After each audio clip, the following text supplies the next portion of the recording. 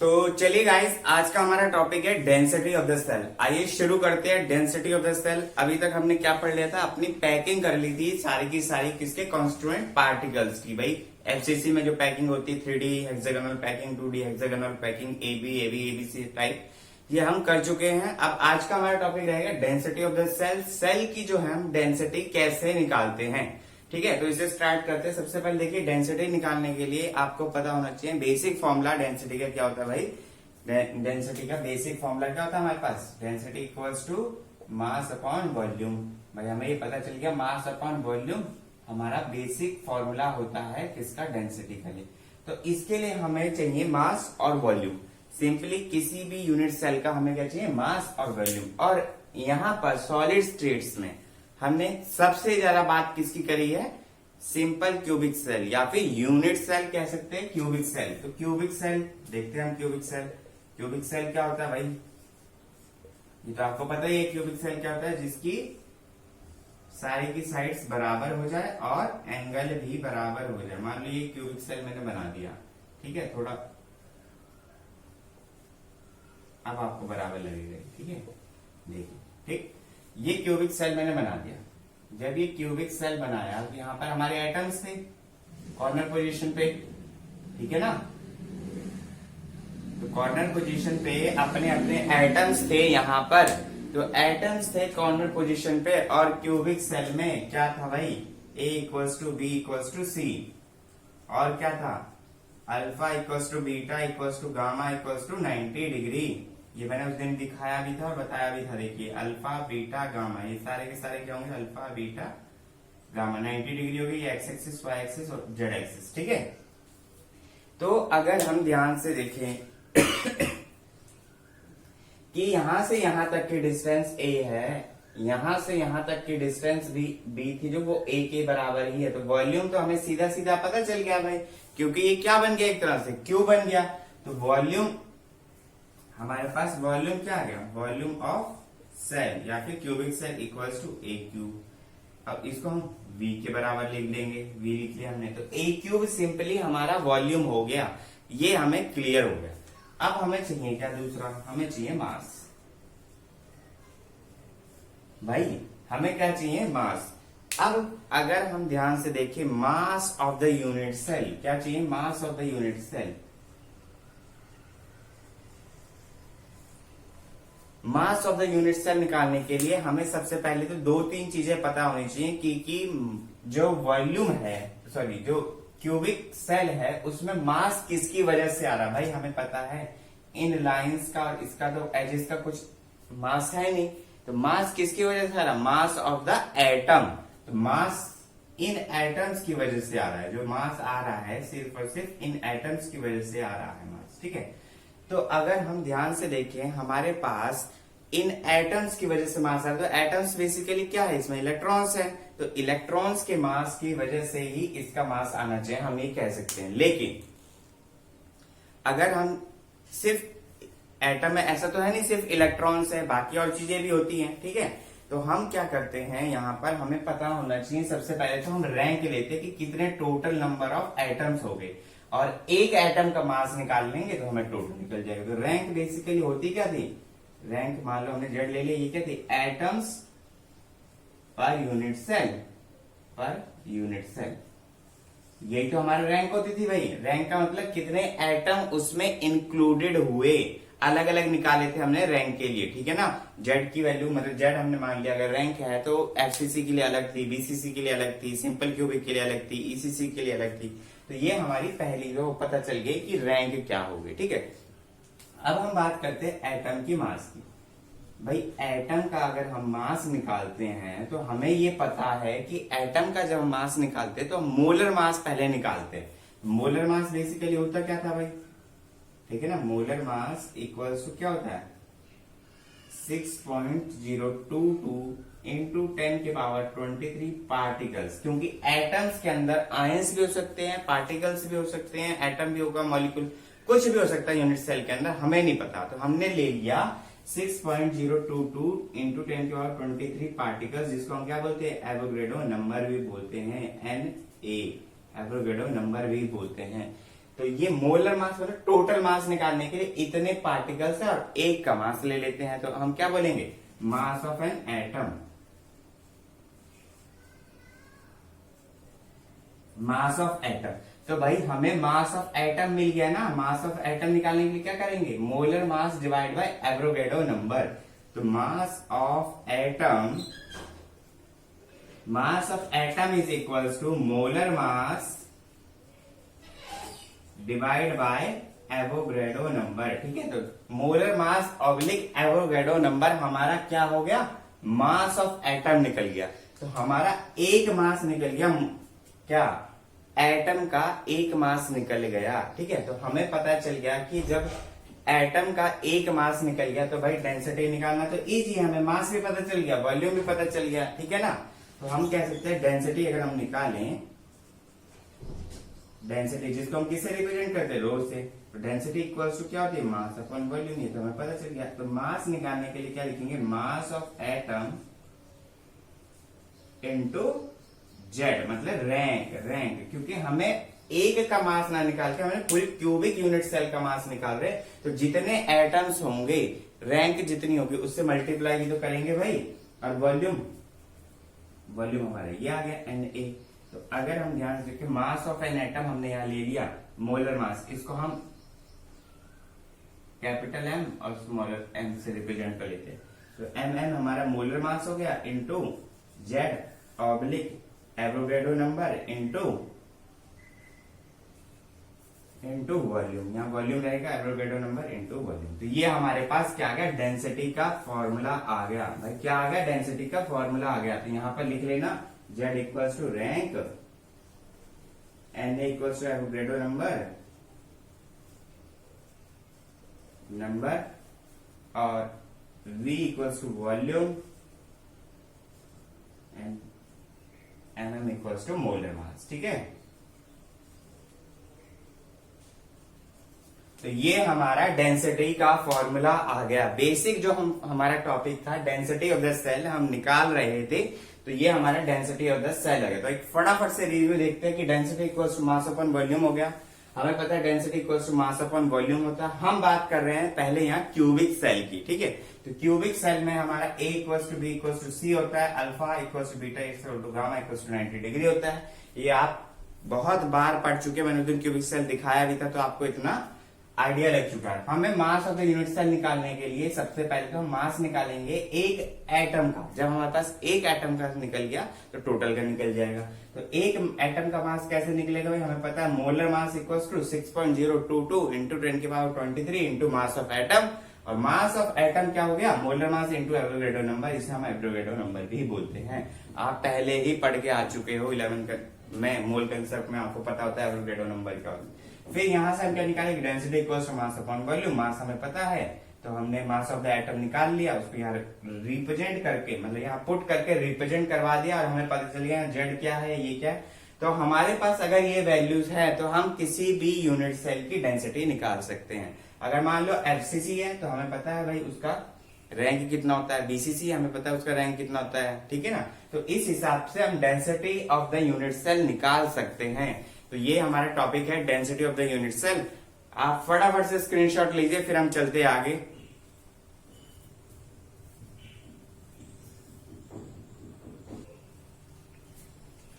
तो चलिए गाइस, अब हम बढ़ते हैं आगे। हमारा density of the unit cell complete हो गया। अब हम देखते हैं पोजीशन ऑफ वॉइड्स। हमारा अगला टॉपिक क्या है, पोजीशन ऑफ वॉइड्स। ये आपकी एनसीईआरटी की बुक्स में आपको पेज नंबर 16 या 17 पे ऑरेंज बॉक्स में मिलेगा। तो इंपॉर्टेंट चीजें होती हैं, हमें ये भी पता होना चाहिए कि पोजीशन ऑफ द वर्ड्स कैसे कैसे। हमने देख लिया था भाई कॉन्स्टिट्यूएंट पार्टिकल्स की, हमने पैकिंग देख ली थी। अब हमें पता भी होना चाहिए, जब हमने पैकिंग करी थी, किसकी पैकिंग करी थी भाई, 3D में जब हम गए थे, किसमें, FCC और CCP मैंने आपको बताया था। तो इसमें हमने तीन तरह की पैकिंग करी थी। एक तो आपको दो तरह की बेसिकली, AB और ABC। ठीक है ना, तो AB और ABC हमने पैकिंग करी थी। तो अगर हम देखें FCC और CCP हमारा कहाँ आ रहा था, ABC और ABC में। ठीक है, तो A हमारा यहाँ पर क्या था, 2D हेक्सागोनल पैकिंग की बात कर रहे थे हम A में। मैंने उस दिन आपको दिखाया भी था, तो जिसने नहीं देखा होगा प्लीज वो वीडियो जाके पहले देखिएगा तभी आपको ये समझ में आएगा, ठीक है। बी हमारा क्या होता है, टेट्राहेड्रल।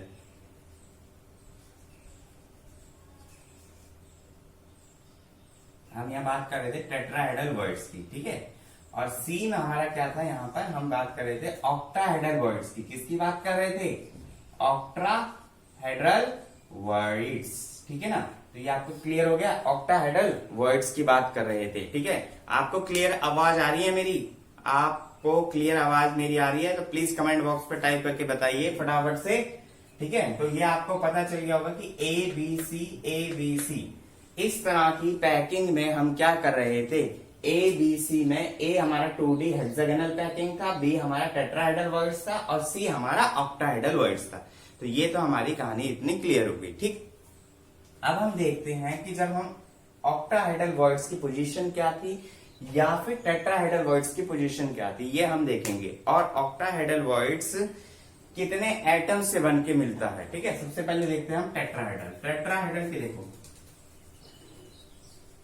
टेट्राहेड्रल वर्ड्स जो हमारे पास हैं वो कितने एटम से बन के मिलता है, 4 एटम। सबसे पहली बात तो टेट्राहेड्रल वर्ड्स कितने एटम से मिलके मिलता है, 4 एटम से। और ऑक्टाहेड्रल वर्ड्स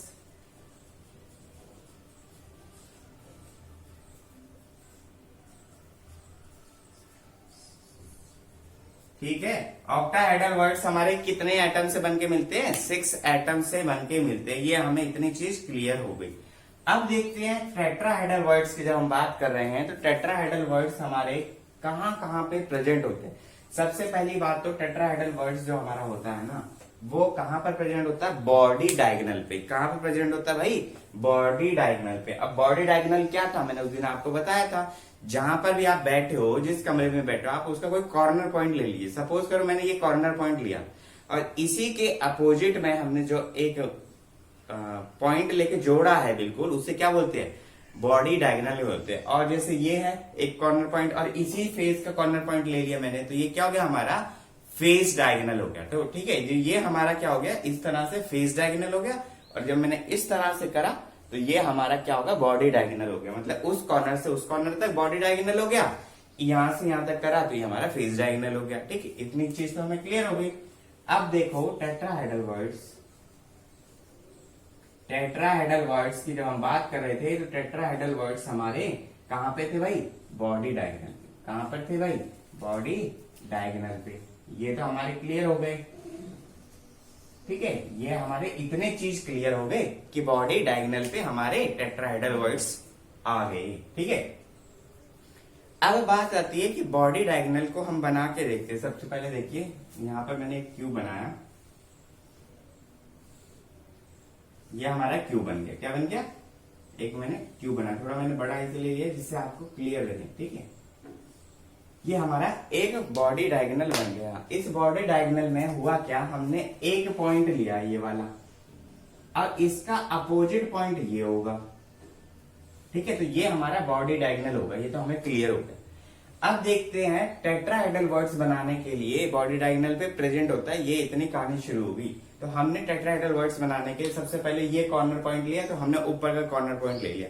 तो आप जहां पर भी बैठे हो, आप इमेजिनरी करो उस कॉर्नर पॉइंट से कितने फेस जुड़े हैं। तो सबसे पहले तो एक साइड वाला फेस जुड़ा होगा, एक आपकी छत जुड़ी होगी, एक आपके फ्रंट वाला जुड़ा होगा। तो ये क्या हो गया, देखो, एक तो ये होगा इसका सेंटर पॉइंट, ये यहां पर इसके फेस पे होगा एक पॉइंट, एक पॉइंट इसके फेस पे होगा। ठीक है, ये हो गया, ये हो गया। ठीक है, एक आपका साइड वाला पोर्शन हो गया, एक आपका ये वाला पोर्शन हो गया, एक आपकी छत हो गई। तो ये बेसिकली छत हो गई, ये साइड वाला पोर्शन, और एक यहां पर हो गई पीछे वाला पोर्शन, इसके फेस में भी होगा ना। तो भाई जब ये सारे के सारे आ गए, आप देखो इसको ज्वाइन करो आप। बेसिकली जब आप इसको ऐसे ज्वाइन करोगे तो आपको दिखेगा कि एक टेट्राहेड्रल स्ट्रक्चर सामने आएगा। तो यही क्या है, टेट्राहेड्रल वर्ड्स हैं। और अगर हम इसे यहां से यहां तक जोड़ेंगे तो ये हमारा लाई कर जाएगा किस पे, बॉडी डायगोनल पे। ये हमारा बॉडी डायगोनल पे कट जाएगा। और हमें इसे अगर इस पोजीशन से देखेंगे, ऐसी पोजीशन से दिखेंगे, तो हमें दिखाई देगा टेट्राहेड्रल वर्ड्स। क्योंकि बेसिकली जब मैंने बनाया था आपको, टेट्राहेड्रल वर्ड्स क्या होते थे भाई, 3 एटम्स और उनके ऊपर एक एटम ऐसे अरेंज होता था। 4 एटम्स के बीच में जो स्पेस क्रिएट होता था उसे हम बोलते थे टेट्राहेड्रल वर्ड्स। तो ये 4 एटम्स के बीच में स्पेस क्रिएट हो रहा था, उसको अगर आप यहां से देखोगे 3 एटम्स नीचे और उसके ऊपर एक एटम, तो ये चारों आपको एक टेट्राहेड्रल वर्ड्स की तरह दिखेगा। ठीक है, तो ये क्लियर समझ में आ गया आपको कि टेट्राहेड्रल वर्ड्स कैसे जनरेट होते हैं। ठीक है ना, ठीक है।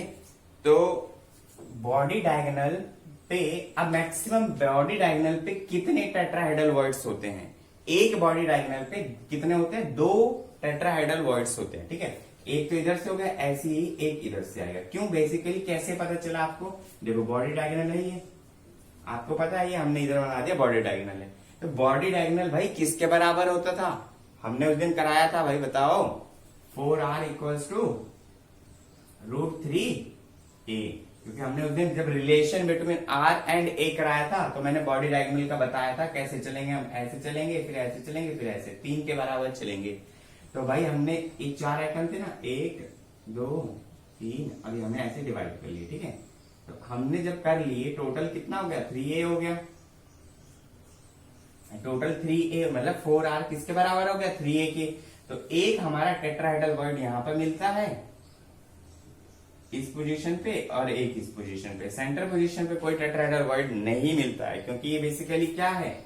ये एटम है वो वाला। ठीक है ना, तो टेट्राहेड्रल वर्ड्स हमारे उसका सेंटर पॉइंट है। तो टेट्राहेड्रल वर्ड्स एक यहां मिला, एक यहां मिला, तो बेसिकली हमारे टेट्राहेड्रल वर्ड्स कितने हो गए? 2 हो गए। और कितने डिस्टेंस पे रहेंगे? ये टोटल हमारा 4r है, तो ये हमारा डिस्टेंस कितना हो गया? 3a के बराबर है। तो हम ये क्या कह सकते हैं? 3a/4 ये हमारा इस पोजीशन पे लगेगा। ठीक है, तो ये हमें क्लियर हो गया कि 3a/4 इस पोजीशन पे हमारा टेट्राहेड्रल वर्ड्स रहेंगे। यहां से भी 3a/4 और वहां से भी 3a/4। तो ये हमारी टेट्राहेड्रल की पोजीशन आ गई। तो यही हमने फाइंड करना था, position of words. Tetrahedral words में कितनी पोजीशन आ गई। ठीक है, अब देखते हैं बेसिकली कि एक क्यूबिक सेल में कितने मैक्सिमम टेट्राहेड्रल वर्ड्स आ सकते हैं। तो मैक्सिमम देखिए, बॉडी डायगोनल हमें पता होने चाहिए कितने होते हैं। पहले तो बॉडी डायगोनल देखिए हम कितने होते हैं। आप अपने जहां पर भी रूम में बैठे हैं वहां पर देखिए, पहला एक वहां से लेके वहां तक एक बॉडी डायगोनल, एक इस कॉर्नर से लेके उस कॉर्नर तक 2 बॉडी डायगोनल, एक उस कॉर्नर से लेके इस कॉर्नर तक 3 बॉडी डायगोनल। ठीक है ना, हो गए। तो ऐसे ही 3 ये हो गए और एक चौथा ये वाला हो गया बॉडी डायगोनल। ठीक है, सबसे पहला ये, दूसरा आपका ये। ठीक है, क्लियर हुआ? 2 हो गए। ठीक, तीसरा ऐसे और एक रिवर्स में ऐसे, तो 4 हो गए। अब देखो यहां पर देखते हैं, पहला ये, दूसरा ये, ठीक है, तीसरा ये,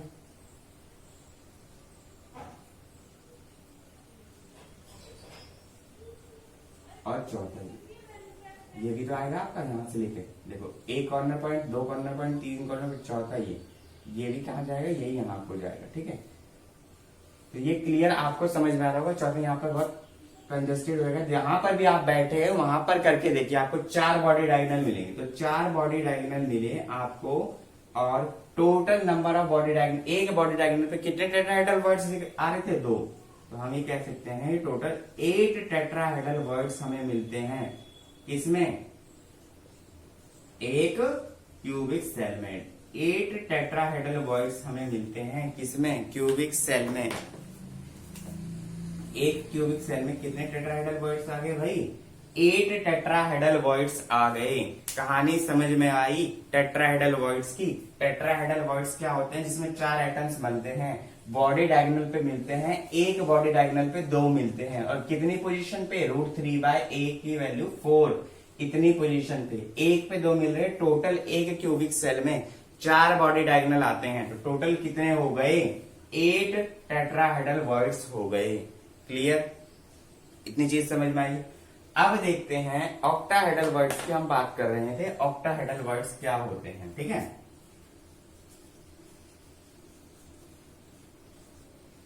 ऑक्टाहेड्रल वर्ड्स।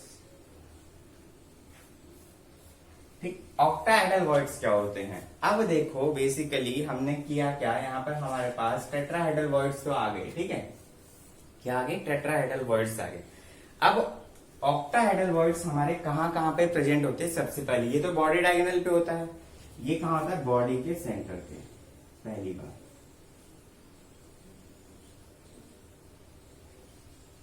एक तो होते हैं ये बॉडी के सेंटर पे, और एक कहाँ होते हैं? एज के सेंटर पे। अब एज का सेंटर क्या होता है अभी बताते हैं, हम आपको दिखाते हैं, ठीक है। पहली बात तो बॉडी सेंटर और एज सेंटर पे ये होते हैं। जैसे टेट्राहेड्रल वर्ड्स के लिए 4 एटम्स चाहिए होते थे, इसके लिए 6 एटम्स चाहिए थे। कैसे? देखो, 3 नीचे, ये 3 नीचे और इसी के ऊपर 3, तो 3 ऐसे होते हैं, ऐसे रियल। तो ये स्टार लाइक स्ट्रक्चर आपको दिख रहा होगा। तो ये हमारा क्या होगा? ऑक्टाहेड्रल वर्ड्स हो गए। जब 3 हमारे एटम्स नीचे अरेंज है और उसके ऊपर 3 एटम्स और अरेंज है ऐसे, तो ये हमारे क्या आ गए? ऑक्टाहेड्रल वर्ड्स आ गए। तो बीच में जो स्पेस क्रिएट हुआ उसे बोलेंगे हम ऑक्टाहेड्रल वर्ड, ठीक है। तो अब देखो यहां पर हमने एक सबसे पहले बनाया, एक क्या बनाया? एक बनाया भाई क्यूबिक सेल।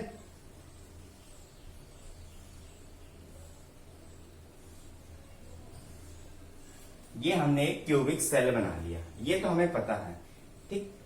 एक ध्यान से देखो, यहां के फेस पे ये, इधर के फेस पे ये, इधर के फेस पे ये, इधर के फेस पे ये, चारों फेस पे बन गए। एक पीछे वाले पे, एक आगे वाले। पीछे वाले का मान ले यहां, आगे वाले का मान ले यहां। तो जो बीच में जब ये चारों 6 के 6 एटम, 6 फेस हो गए, 6 के 6 एटम मिलेंगे तो बीच में एक स्पेस क्रिएट होगा। आप जहां पर बैठे वहां ध्यान से समझिए, आप बैठे कैसे वहां पर? क्योंकि आपके चारों तरफ 6 तरफ सोच लीजिए एटम्स है और उसके बीच में आप बैठे, तो वॉइड आ गया ना।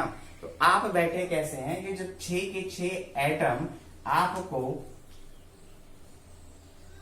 अरेंज किए हुए हैं एक तरफ। तो ये हमारा क्या हो गया? बीच में जो हमने डार्क से कर दिया, ये हमारा क्या हो गया? ऑक्टाहेड्रल वॉइड हो गया, ऑक्टाहेड्रल वॉइड हो गया। तो बेसिकली एक तो हमारा बॉडी सेंटर पे आ गया ऑक्टाहेड्रल वॉइड, ये हमें पता चल गया ऑक्टाहेड्रल वॉइड। एक कंप्लीट ऑक्टाहेड्रल वॉइड हमें कहां से मिल गया?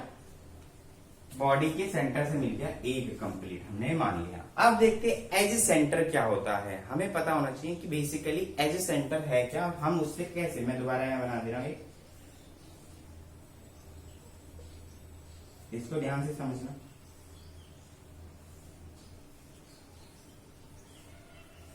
इसको ध्यान से समझिएगा। देखिए बेसिकली हो क्या रहा है, यहां पर एक एटम जो है हमारे पास, हमने कहा एक, जैसे एक एटम आपका यहाँ है, एक एटम यहाँ है, एक एटम इसके फेस पे होगा, यहाँ ऐसे ही पीछे जुड़ा होगा तो एक वहां होगा, एक ऊपर होगा, एक नीचे होगा, ये तो आपको पता है, ठीक है ना। जो एटम के अब यहाँ जब 6 के 6 अरेंज हो गए, देखो एक ऊपर एक नीचे, एक इधर, ऊपर नीचे को, तो ये क्या हो गए? तो यहाँ पर जो ये स्पेस क्रिएट हुआ, ये कितना स्पेस हुआ? ये भी एक ऑक्टाहेड्रल वर्ड हुआ। ध्यान से समझिएगा। जैसे ये मान लिया एज है, एक एटम यहाँ लगा है, ठीक है, एक एटम आपके पीछे लगा है, ऐसे मैंने कर दिया, ठीक है, बेसिकली ऐसे कर दिया।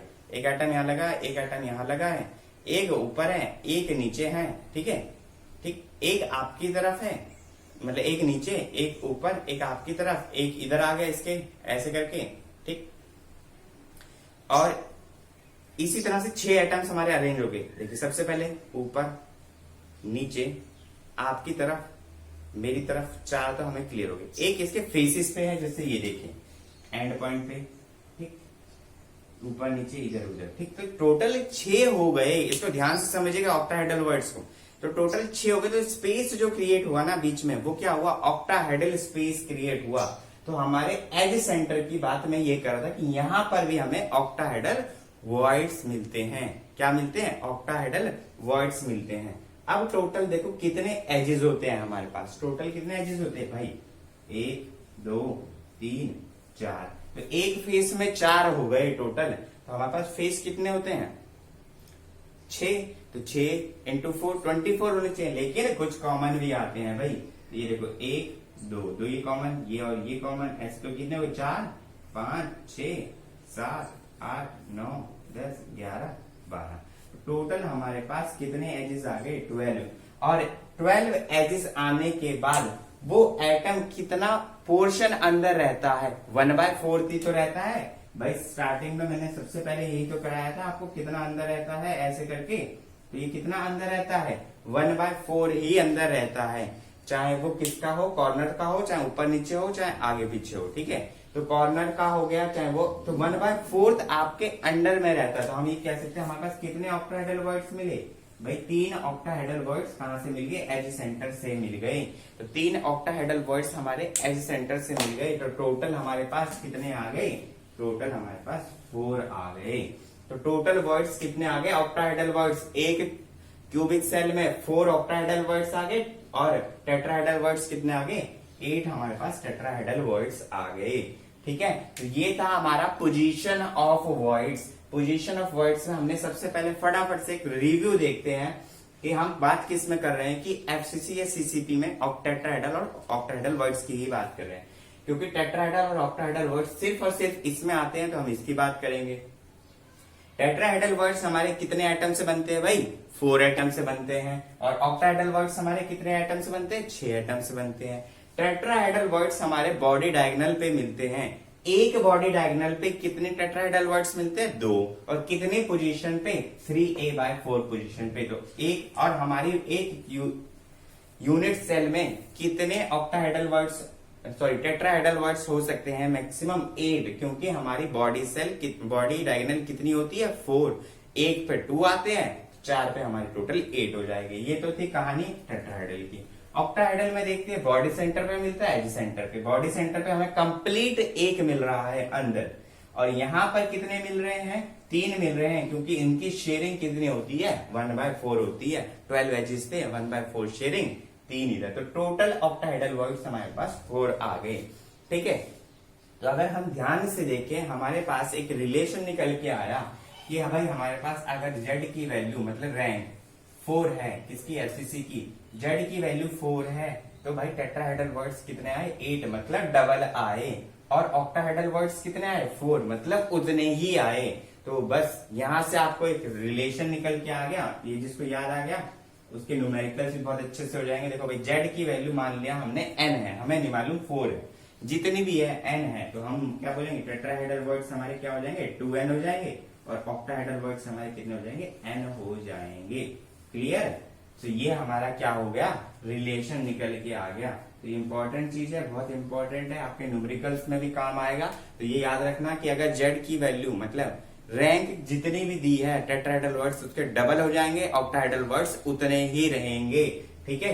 तो ये थी कहानी पोजीशन ऑफ वर्ड्स की। आप फटाफट से स्क्रीनशॉट लीजिए, फिर हम चलते हैं आगे।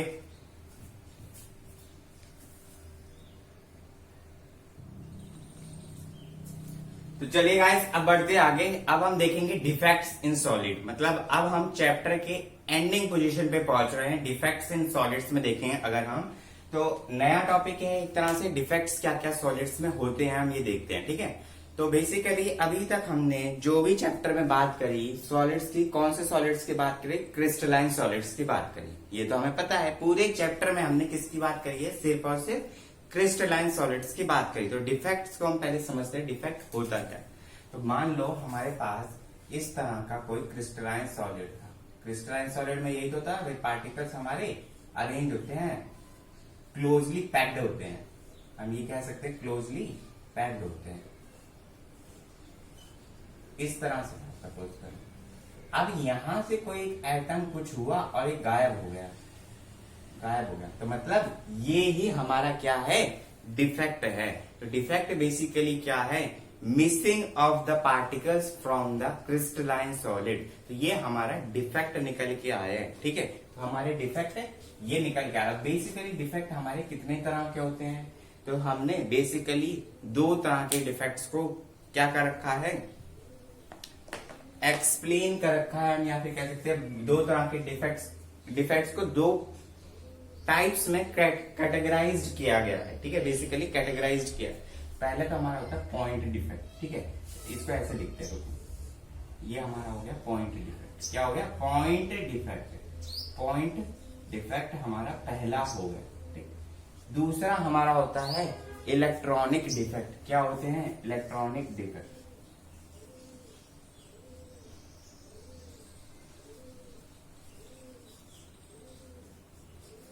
पॉइंट डिफेक्ट क्या है? बेसिकली पॉइंट डिफेक्ट ये है, पहली बात तो हमारे जो क्रिस्टलाइन सॉलिड्स आए थे उसमें कोई भी एटम हो सकता है, आयन हो सकता है, पार्टिकल हो सकता है जो यहां से डिस्प्लेस हुआ या फिर गायब हुआ, हम कह सकते हैं रिमूव हुआ या फिर मिसप्लेस हो गया कहीं इधर उधर। ठीक है, अब पॉइंट डिफेक्ट का मतलब होता है कि जो हमारे एटॉमिक, इसको हम दूसरा नाम भी बोलते हैं एटॉमिक इरेगुलरिटी की बात करते हैं हम इसमें, मतलब एटॉमिक एटम्स की इरेगुलरिटी आपको समझ में आएगी, इरेगुलरिटी इसके अंदर देखने को मिलेगी।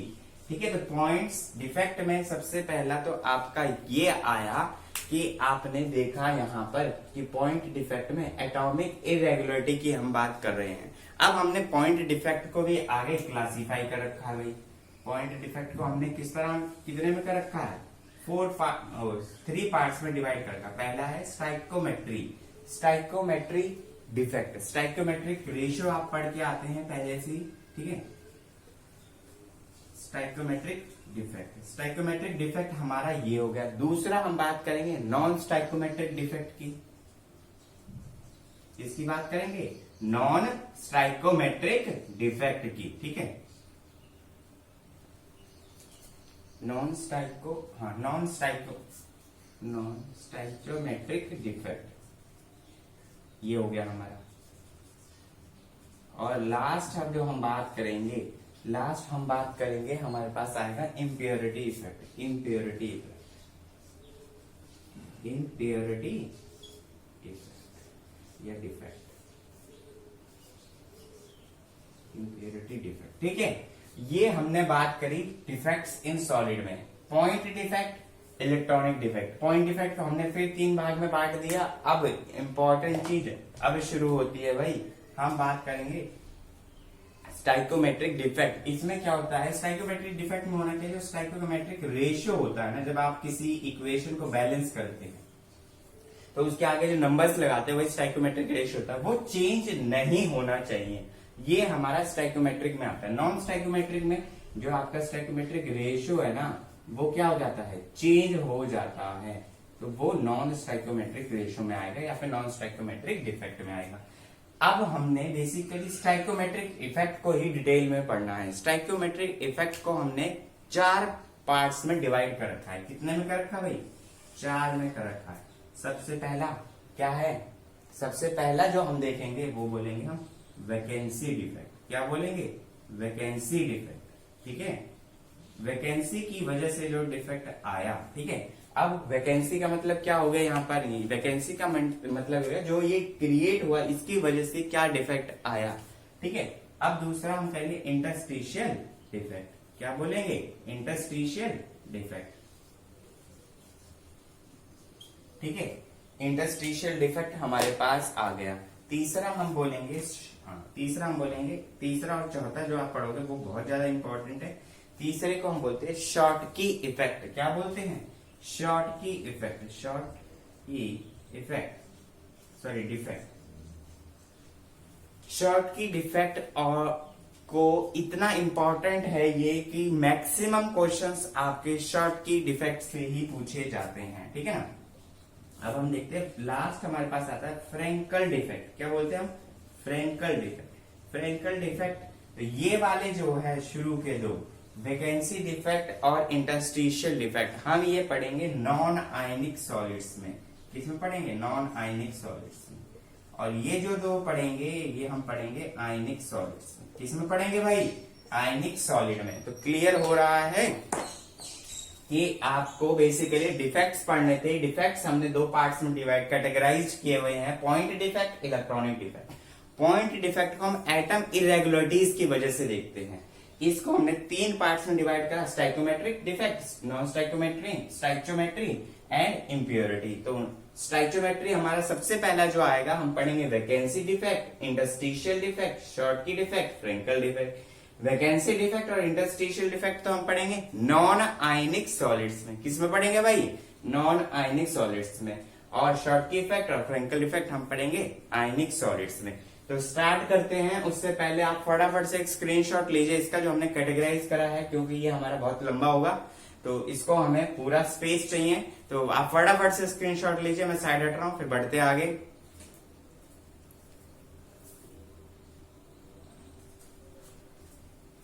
तो देखिए अब हम चलते हैं, सबसे पहले हम पढ़ेंगे क्या, स्टाइचियोमेट्री डिफेक्ट। क्या पढ़ेंगे भाई, स्टाइचियोमेट्री डिफेक्ट।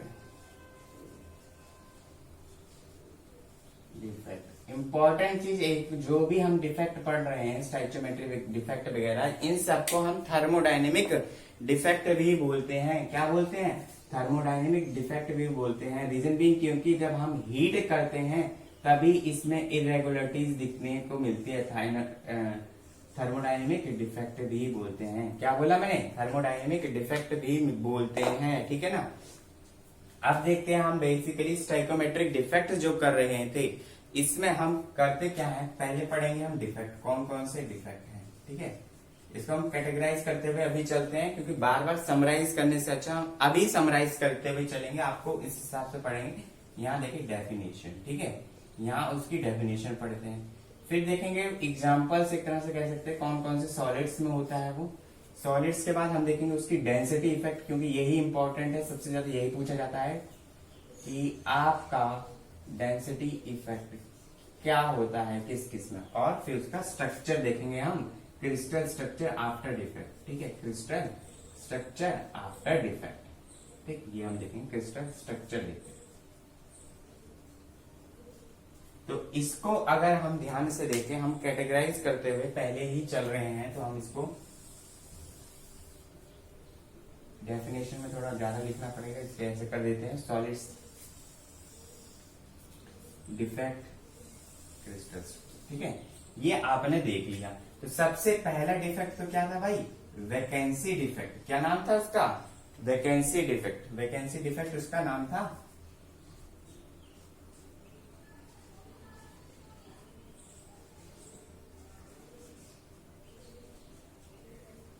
वैकेंसी डिफेक्ट उसका नाम था, ठीक है। तो सबसे पहले अगर हम वैकेंसी डिफेक्ट में देखें, उसकी डेफिनेशन क्या होगी, व्हेन एन आयनिक सॉलिड, हमने आपको पहले ही बताया था, हम किस में पढ़ेंगे, आयनिक सॉलिड्स में पढ़ेंगे। कौन कौन सी चीजें पढ़ेंगे आयनिक सॉलिड्स में, वैकेंसी डिफेक्ट और वैकेंसी डिफेक्ट और इंटरस्टिशियल डिफेक्ट हम किस में पढ़ेंगे, नॉन आयनिक में, और बाकी किस में पढ़ेंगे, आयनिक में। तो व्हेन एन आयनिक सॉलिड्स, या फिर कहेंगे when an non ionic solids, some of the lattice sides are vacant, तो हम क्या बोलेंगे, some of the when in non ionic solids,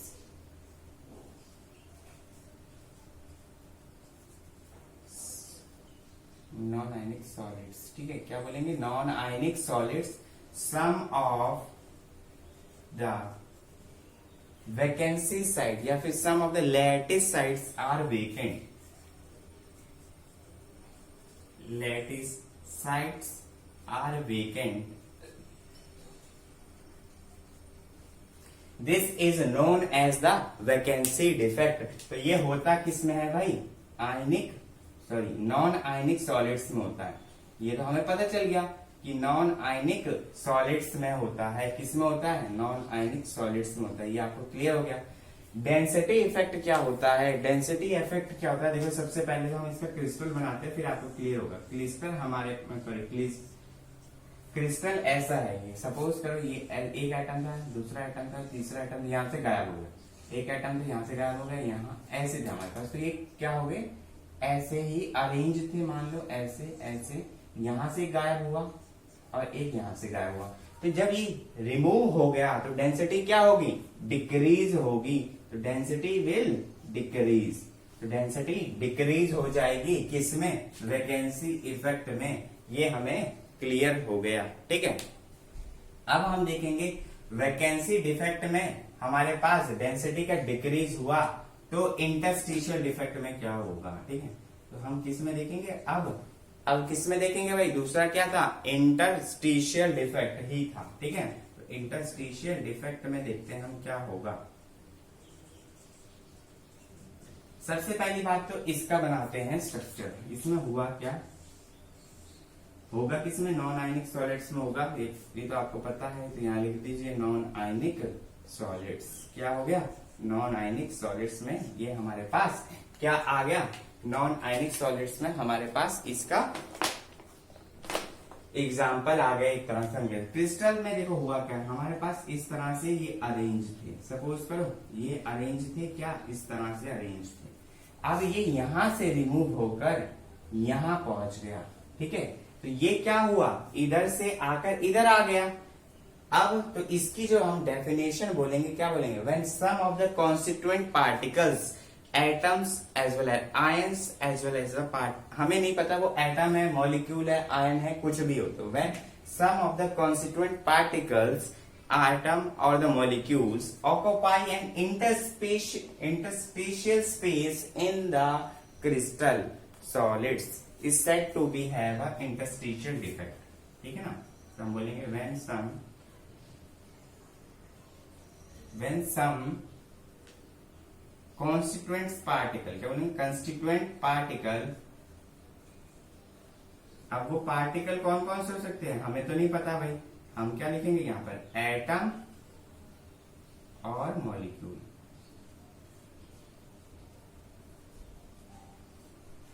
atom और मॉलिक्यूल दोनों में से कुछ भी हो सकते हैं, ठीक है। एटम और molecule occupy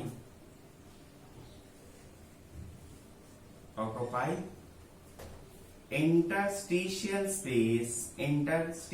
space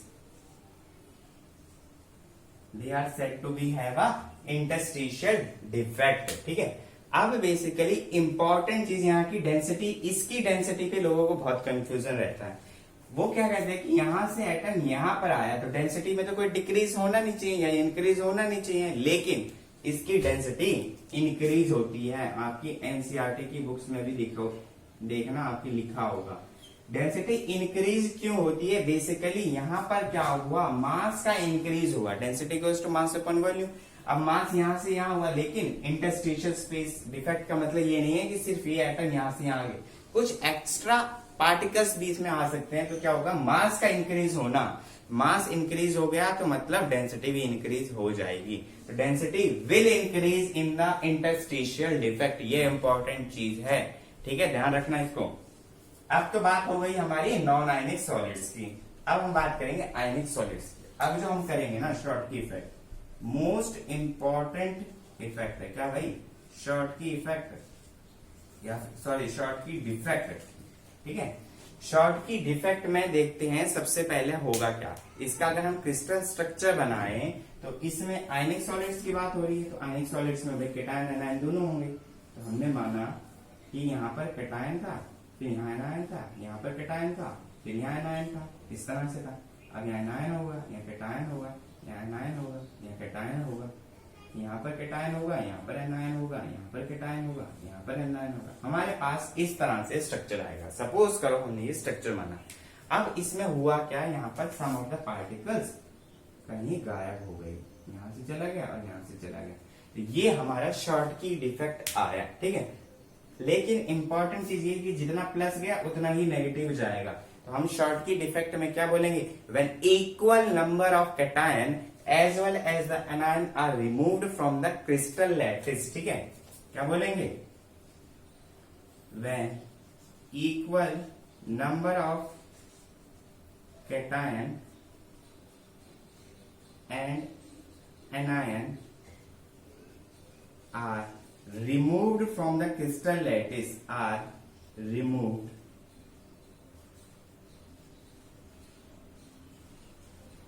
from the crystal lattice, क्या क्रिस्टल लैटिस से रिमूव हो गए, ठीक। तो ये हमारे जब इक्वल नंबर ऑफ कैटायन और equal number of anion removed हो गए from the crystal lattice, this is known as the Schottky effect.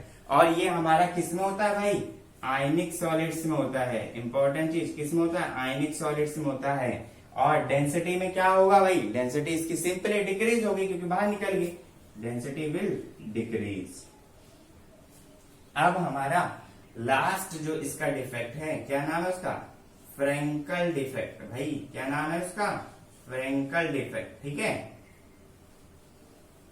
अब फ्रेंकल डिफेक्ट क्या होता है, तो सबसे पहली बात तो इसका स्ट्रक्चर बनाते हैं हम। इसका स्ट्रक्चर कुछ ऐसा ही होगा, एक पॉजिटिव, ठीक है, एक मिनट रुकिएगा। एक पॉजिटिव, एक नेगेटिव, एक पॉजिटिव, एक नेगेटिव, ठीक है। एक नेगेटिव, ये पॉजिटिव, ये नेगेटिव, ये पॉजिटिव, फिर होगा पॉजिटिव, फिर होगा नेगेटिव, फिर पॉजिटिव, फिर नेगेटिव। तो ये वाला जो कैटायन था ना, ये उड़ के यहाँ आ गया। ये हम कह सकते हैं भाई निकला वहां से, उसे जहां स्पेस आया वहां पर आ गया। तो ये हमारा होता है फ्रैंकल डिफेक्ट। तो हम क्या बोलेंगे, Frenkel defect when one of cation, usually cation ही होता है जो मिसप्लेस होता है अपनी पोजीशन से। याद रखना कि कैटायन ही होता है। When one of the cation और एनायन, यूजुअली कैटायन होता है, ठीक है, ऑक्यूपाई इंटरस्पेशियल स्पेस, ठीक है। तो हम क्या लिखेंगे, व्हेन द आर्टिकल ब्रैकेट में लिखना यूजुअली कैटायन, जिससे आपको याद है यूजुअली कैटायन, ठीक है। Usually cation occupy interspatial space, occupy interspatial space, this is known as the Frenkel defect, ठीक है। तो फ्रैंकल डिफेक्ट हमारा ये हो गया। अब हो किस में रहा था भाई, ये आयनिक सॉलिड्स में हो रहा था। किस में हो रहा था, आयनिक सॉलिड्स में, ठीक है। ये हमारी डेंसिटी क्या हो गई, डेंसिटी भाई यहां से यहां आया, कोई चेंज नहीं आया, तो density will remain same. Density में कोई चेंज नहीं आएगा, डेंसिटी में कोई चेंज नहीं आएगा। इंपॉर्टेंट चीज ध्यान रखना कि वैकेंसी डिफेक्ट आपको कुछ किससे मिल रहा होगा, शॉर्टकी इफेक्ट से, और इंटरस्टिशियल डिफेक्ट आपको फ्रैंकल डिफेक्ट से मिलता जुलता लग रहा होगा। लेकिन डेंसिटी का आपको याद रखना, यहां इंक्रीज होती है, यहां पर सेम रहती है। तो ये था हमारा क्या, स्टाइकोमेट्री डिफेक्ट। पॉइंट डिफेक्ट के अंदर सबसे पहला पॉइंट क्लियर किया गया है, स्टाइकोमेट्रिक डिफेक्ट मैंने समराइज करवा दिया यहीं पर, ठीक है। सबसे पहले देखेंगे vacancy defect when and in non ionic solid. Important चीज, दोनों नॉन आयनिक सॉलिड में some of the lattice sides are vacant, यहां से निकल गए बाहर, तो डेंसिटी डिक्रीज हो जाएगी। एग्जांपल आपको पता है, ये नॉन आयनिक सॉलिड्स में होगा, ये आयनिक सॉलिड्स में नहीं होगा, ये भी नॉन आयनिक में होगा। इंटरस्टिशियल डिफेक्ट क्या हुआ, यहां से लेकर यहां क्या हो गया, मिसप्लेस हो गया, या फिर कहते हैं डिसलोकेट हो गया, ठीक है। तो डिसलोकेट हो गया, बेसिकली फ्रैंकल डिफेक्ट का दूसरा नाम होता है डिसलोकेशन। इसको कभी इसीलिए इसको नहीं कहते क्योंकि यहां पर कुछ एक्स्ट्रा पार्टिकल्स भी आ सकते हैं, ठीक है। तो डिसलोकेशन डिफेक्ट भी बोलते हैं। फ्रैंकल डिफेक्ट का दूसरा नाम क्या होता है भाई, डिसलोकेशन डिफेक्ट भी बोलते हैं, ठीक है। तो इसमें डेंसिटी इंक्रीज हो गई, शॉर्ट की डिफेक्ट में डेंसिटी डिक्रीज होगी, क्योंकि यहां से रिमूव हो जाएंगे equal number of cation as well as equal number of anion. इसमें क्या होगा, फ्रैंकल डिफेक्ट में some of the particles usually cation are occupy the interspatial space between the particles, ठीक है। तो उसके बीच में आ गया, तो ये क्या हुआ, सिर्फ यहां से यहां पर आया, तो इसकी डेंसिटी रिमेन सेम रहेगी। तो ये हमारा था पॉइंट डिफेक्ट में शॉर्ट की डिफेक्ट। मैं हट रहा हूं, आप फटाफट से स्क्रीनशॉट लीजिए, फिर हम कुछ स्पेशल पॉइंट्स करेंगे शॉर्ट की डिफेक्ट और फ्रैंकल डिफेक्ट के बारे में, क्योंकि सिर्फ और सिर्फ ये ही मोस्ट इंपॉर्टेंट है from the examination point of view, ठीक है। फटाफट से स्क्रीनशॉट लीजिए, फिर बढ़ते आगे।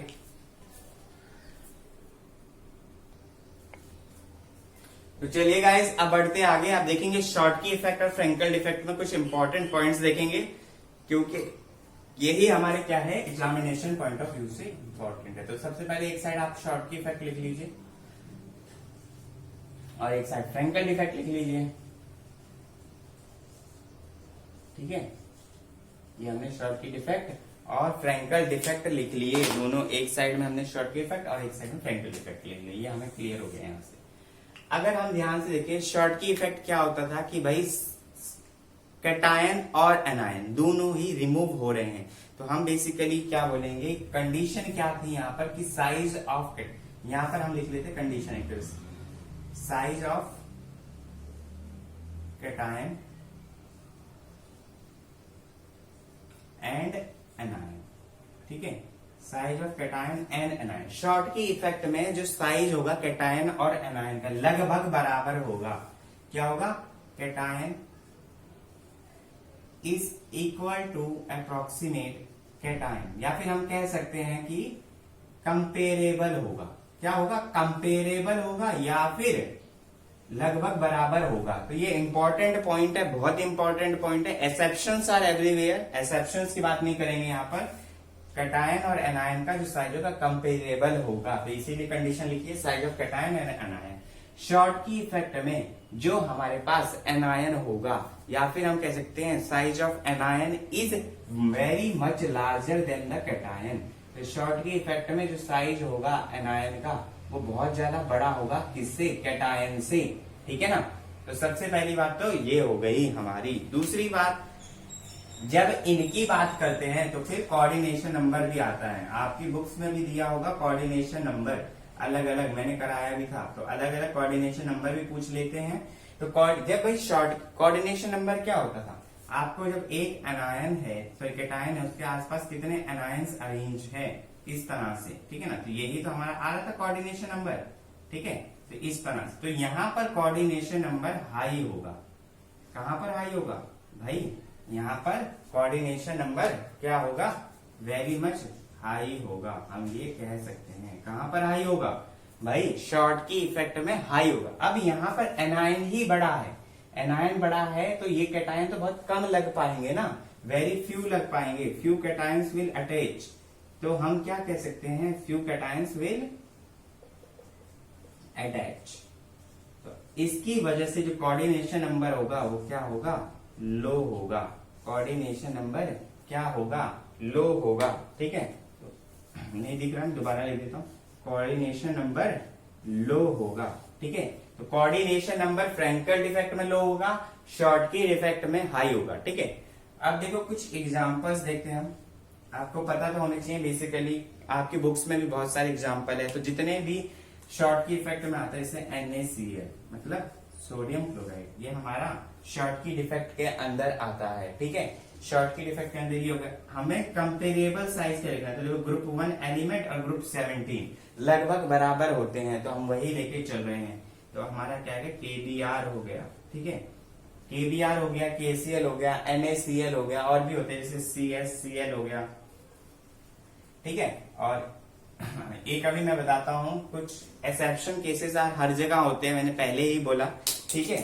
तो बेसिकली हुआ क्या यहाँ पर, अब हमारे पास फ्रैंकल इफेक्ट का एग्जांपल क्या है, ZnS, ठीक है। क्या हुआ, जिंक सल्फेट, जिसको हम बोलते हैं जिंक सल्फर, वो सल्फाइड, ये हमारे पास AgCl भी हो सकता है इसका एग्जांपल। AgCl मतलब सिल्वर क्लोराइड, तो सिल्वर और क्लोराइड ये भी हमारे पास आएगा AgI, ठीक, ये भी हमारा इसके एग्जांपल। एक ऐसा एग्जांपल है जिसमें शॉर्ट की इफेक्ट भी मिलता है, फ्रैंकल इफेक्ट भी होता है। तो मैंने आपको बोला था कि exceptions are everywhere. AgBr, silver bromide, silver bromide एक ऐसा एग्जांपल है जहां पर आपको शॉर्ट की डिफेक्ट भी मिलता है और फ्रैंकल डिफेक्ट भी मिलता है। तो दोनों के दोनों डिफेक्ट देखे जाते हैं, शॉर्ट की और फ्रैंकल डिफेक्ट में। कौन से क्रिस्टल में भाई, AgBr में। मोस्ट इंपॉर्टेंट क्वेश्चन है, मैक्सिमम क्वेश्चंस आपके यहीं से कवर होते हैं, फ्रैंकल इफेक्ट एंड शॉर्ट की इफेक्ट में। तो आप फटाफट से पहले स्क्रीनशॉट लीजिए, ले लिया, देखिए। तो ये था हमारा आज का टॉपिक। तो आज हमारा हो गया है क्लियर इतना टॉपिक, क्योंकि लेक्चर भी बहुत बड़ा हो रहा है, फिर लेक्चर ज्यादा बड़ा हो जाएगा, फिर आपको समझ में भी नहीं आएगा। बाकी के जो डिफेक्ट्स हैं हम करेंगे नेक्स्ट लेक्चर में। तो टिल देन आपका होमवर्क इसके साथ अटैच्ड है, आप अपना होमवर्क करिए, नोट्स बनाइए, और वीडियो को प्लीज लाइक जरूर करिएगा, शेयर करिएगा, चैनल को सब्सक्राइब करिए और बच्चों तक पहुंचाइए। तो मिलेंगे अगले लेक्चर में, तब तक के लिए बाय बाय, धन्यवाद।